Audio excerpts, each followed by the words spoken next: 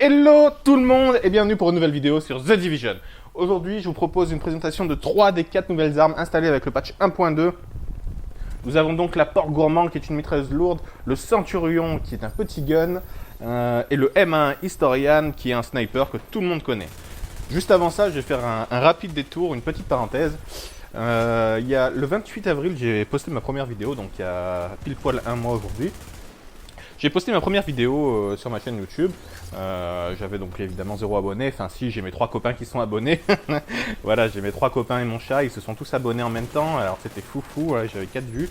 Et je pensais que, bizarrement, en un mois, si j'avais une cinquantaine de personnes qui s'intéressaient à ce que je faisais, ça serait cool. Et finalement, aujourd'hui, on est un mois plus tard, pile poil, le 28 mai. Et on se retrouve avec plus de 500 abonnés sur la chaîne et je trouve ça vraiment très cool. Alors plus que le nombre d'abonnés, c'est les commentaires, il y a des commentaires vraiment cool, vraiment sympas. Il y en a même des constructifs qui sont plutôt utiles. Voilà, donc je suis globalement vraiment très content. Je pensais pas du tout atteindre ce nombre d'abonnés. Je sais que c'est peu pour certains, il y a évidemment des youtubeurs qu'on fait mais 20 fois mieux et il n'y a pas de souci. C'est juste que moi je m'attendais pas à ça, donc je trouve ça vraiment super chouette. Ah ouais, super chouette, c'est très à la mode d'ailleurs. Je remercie surtout Midour aussi parce que quand j'avais fait 3-4 vidéos, Midour c'est un ami à moi depuis 4 ans, on joue ensemble, 4-5 ans, je sais plus, BO2, et sans me demander mon avis, il avait fait une petite vidéo pour me présenter, du coup j'avoue que ça m'avait bien aidé, hein. J'avais dû prendre genre 30 ou 40 abonnés pour sa première vidéo et quand il en avait fait une deuxième où il avait reparlé de moi. Donc voilà, je lui fais un gros bisou. Bon voilà, la partie remerciement est faite. Je pense pas en faire, j'ai pas de palier. C'est juste que là, bon, ça faisait un mois que j'y étais et ça m'a fait vraiment plaisir de voir que pour moi ça marchait plutôt bien. C'était plutôt sympa. Voilà. Trêve de bavardage. On va parler des choses qui vous intéressent vraiment. Et on va commencer du coup directement par le Porte Gourmand. Alors le Porte Gourmand qui est une arme non halal, je précise. Qui a les talents prédateur, stable et méticuleux, donc 3 talents moyens, voilà.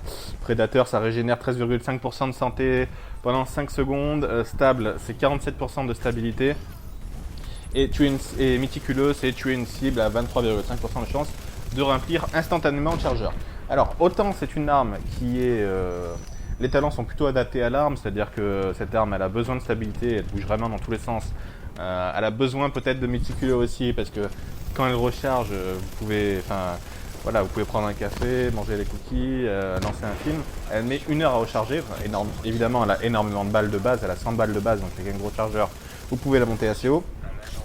Mais du coup voilà, les talents ils sont plutôt adaptés à l'arme, à part Predator peut-être, mais ils ont beau être adaptés à l'arme, du coup c'est pas des talents offensifs non plus, c'est-à-dire que c'est pas des talents comme mortel ou brutal qui vont faire directement des dégâts en plus. Et malheureusement cette arme a besoin de dégâts en plus.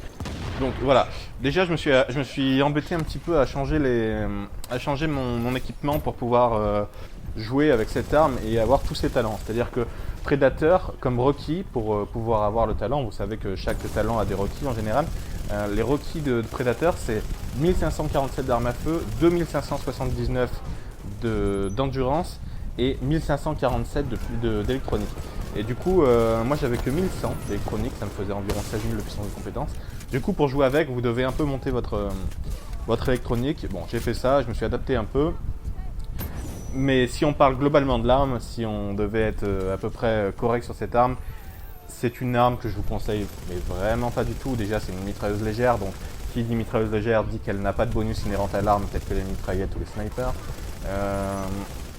Elle bouge énormément, c'est-à-dire que vous allez avoir un côté recul précision, malgré le talent stable pourtant, qui va être vraiment surabusé. Je trouve que même avec des bons accessoires, c'est une arme qui bouge beaucoup. Vous hésitez, moi j'hésite à viser la tête avec cette arme, tellement le viseur bouge et vous risquez de louper des balles quand le viseur est pas un peu au-dessus ou à côté. Et voilà, et elle fait vraiment pas mal, elle a un BPM pourri de chez pourri. Honnêtement, cette arme est très décevante pour une arme unique, mais bon, comme d'habitude, les armes uniques sont généralement très décevantes. Donc, je vais même pas m'attarder plus là-dessus, je vous conseille pas cette arme. passez votre chemin. Il y a des mitrailleuses lourdes qui sont bien meilleures. En tout cas en PvE, la Pacan par exemple défonce la Porte Gourmand. La Porte Gourmand, je trouve qu'elle a vraiment rien pour elle. Je vous conseille vraiment de passer votre chemin. On va passer tout de suite à autre chose. On va passer au Centurion, qui est un petit gun. Un petit gun plutôt sympa, 204, que vous pouvez acheter à l'établi, là où il y a la Pacan déjà, et le Cassidy. Alors, c'est un gun qui a déjà un bon DGT de base. Moi, je l'ai monté à 14,1K là, avec l'équipement que j'ai actuellement, mais vous pouvez le monter bien plus haut, évidemment. Un BPM assez faible, par contre, un chargeur très faible aussi, 7 balles. Par contre, c'est un gun qui a 3 talents, et il n'y a pas d'autres guns, je crois, dans le jeu, alors corrigez-moi si je dis des bêtises, qui ont 3 talents. Les 3 talents de ce gun sont donc prévoyant, la dernière balle d'un chargeur affiche 57% de dégâts supplémentaires. Intense, la première balle d'un chargeur a 13% de chance d'appliquer l'effet de statue en feu à la cible. Et évidemment le même talent qu'ont tous les guns experts, celui-là je vous l'ai pas, tous les guns ont le même. Du coup voilà, donc déjà c'est un gun qui a 3 talents, c'est plutôt sympa, qui est plutôt puissant, qui a pas beaucoup de balles dans le chargeur, qui a pas un très gros BPM, mais qui est un gun sympa dans le sens où les 2 talents, la première balle d'un chargeur inflige 57% de dégâts supplémentaires. Bon bah c'est toujours ça. Et intense, la première balle d'un chargeur a une probabilité de 13% d'appliquer l'effet de statue en feu à la cible. C'est aussi un talent qui est sympa, mais par contre elle a des requis, c'est-à-dire qu'il faut aussi avoir 2579 de puissance d'électronique plutôt. Si vous voulez avoir le talent intense, du coup c'est vrai que ça limite un petit peu l'arme. Pas beaucoup de monde joue actuellement avec 2579 d'électronique, à part ceux qui jouent en ce moment bombe collante. Et il y en a de plus en plus sur les serveurs, j'en vois de plus en plus de la bombe collante. Du coup voilà, on se retrouve avec un petit gun qui est quand même puissant, que je peux vous conseiller. Enfin, globalement les petits guns je joue pas du tout avec, je les trouve pas assez performants. Mais bon, pour un petit gun il est tout à fait correct. Passons maintenant à l'arme qui a été peut-être une des plus attendues du jeu, l'Historian M1, qui est le sniper.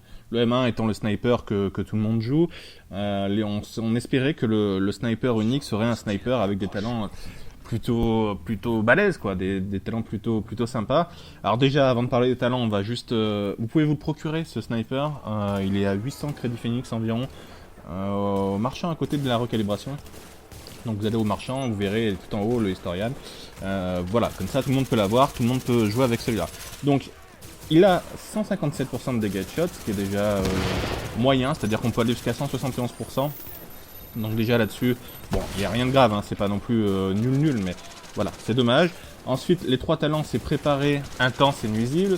Donc ils ont fait un sniper qui est autour des statuts d'état, c'est-à-dire que le talent intense, la première balle de chargeur a une probabilité de 13% de mettre la cible en feu. Donc si la première balle de votre chargeur, si vous touchez l'ennemi, vous avez environ une chance sur 8 de le mettre en feu, ce qui est agréable, mais c'est un talent tout de même trop faible, c'est-à-dire que c'est sur que la première balle de votre chargeur, vous n'allez pas recharger à chaque fois pour avoir votre chance, et vous avez que une chance sur 8.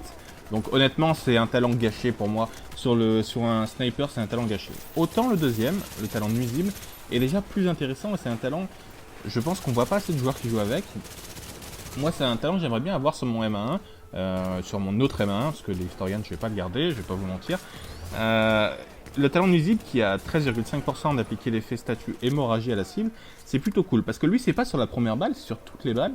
C'est-à-dire que, imaginons que vous voyez un renégat qui court, si vous arrivez à lui mettre une balle, il y a une chance sur 8 sur chacune de vos balles, hein, une balle avec hémorragie, il va commencer à chanceler et plus pouvoir sprinter.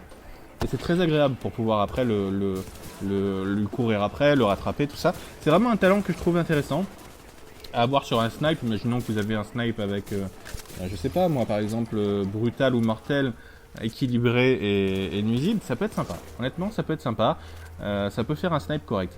Quant au M1 Historian, par contre, le talent intense gâche beaucoup de la capacité à faire de ce sniper un super sniper.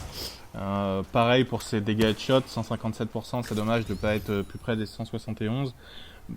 Je vous conseille pas ce sniper, je pense que vous pouvez avoir beaucoup mieux au craft quand il y avait le M1 qui est sorti en DZ3 en schéma. Vous pouvez vous faire un sniper bien plus puissant et bien plus optimisé. De toute façon c'est globalement toutes les armes uniques qu'on va finir par pas conseiller. parce qu'elles sont quasiment toutes dégueulasses. Voilà, c'est un peu dommage parce que c'est censé être un peu des armes. Voilà, pour moi, une arme unique, c'est un peu une arme, enfin, j'aurais dit légendaire à la base, en tout cas, une arme différente des autres. Et elles se font plutôt remarquer par leur faiblesse. Donc voilà, je vais conclure un peu comme ça cette vidéo. Je vais vous remercier de m'avoir regardé, d'avoir écouté jusqu'au bout. Et je vous dis à bientôt pour une prochaine vidéo.